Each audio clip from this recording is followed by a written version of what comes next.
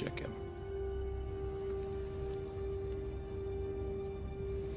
He's gone.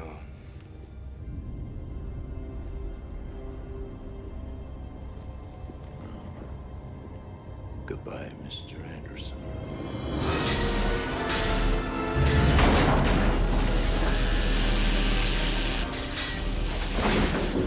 Neo, I'm not afraid anymore. The Oracle told me that I would fall in love and that the man that I loved would be the one.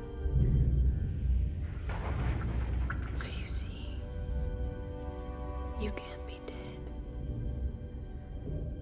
You can't be. Because I love you. You hear me? I love you.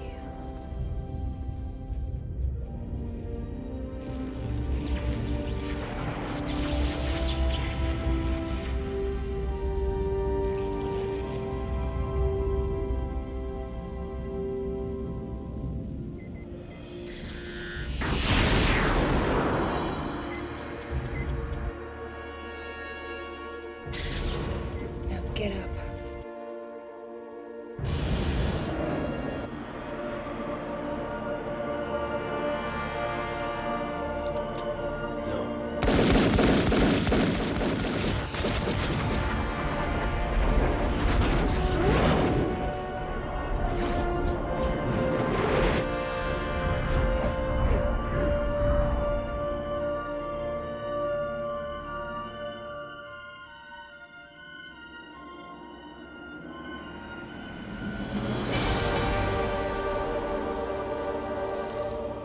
How? He is the one.